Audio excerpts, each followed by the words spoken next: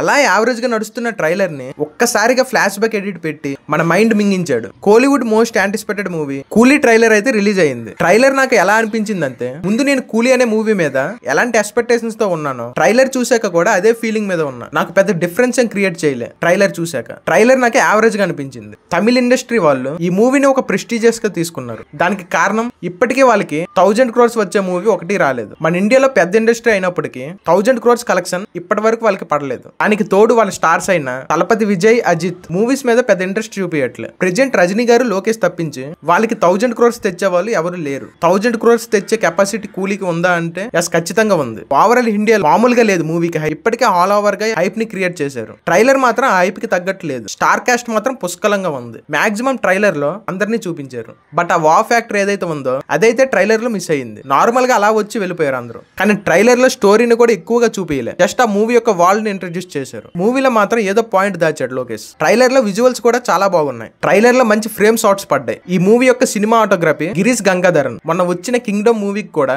Cinema ఆటోగ్రఫీగా work చేశాడు. అతని camera work బాగుంటది. విజువల్స్ పరంగా చాలా బాగుంటాయి. ట్రైలర్ ఎడిట్ కూడా మూవీకి తగ్గట్టు అలా ఎడిట్ చేశారు. ట్రైలర్ లో కనిపించినట్టే మూవీలో కూడా రజనీ సార్ స్క్రీన్ టైం తక్కువలానే అనిపిస్తుంది. ఎందుకంటే ఇంతమంది స్టార్స్ ఉన్నప్పుడు వాళ్ళకి సరైన స్క్రీన్ టైం ఇవ్వాలి. ఇంకా మూవీలో కూడా వాళ్ళకి ఏదో ఒక ఇంపార్టెంట్ రోలే ఇచ్చి ఉంటారు. ఏ మాత్రం వాళ్ళ రోల్ కి న్యాయం చేయలేకపోయినా ఒక సెక్టర్ ఆఫ్ ఆడియన్స్ డిసప్పాయింట్ అవ్వచ్చు. హిందీ మార్కెట్ క్యాచ్ చేయడానికి అమీర్ ఖాన్, తెలుగు నుండి నాగార్జున గారు, కన్నడ ఉపేంద్ర గారు, మలయాళం నుండి శోభిన్, ఇలా మొత్తం స్టార్స్ తో నింపేశారు. ఏ మాత్రం తేడా కొట్టినా ఇది నెగిటివ్ అయ్యే ఛాన్స్ లే ఎక్కువ ఉన్నాయి. ఇంతమంది స్టార్స్ ఉన్నప్పటికీ డామినేట్ చేసింది మాత్రం నాగార్జున గారి స్క్రీన్ ప్రెజెన్స్.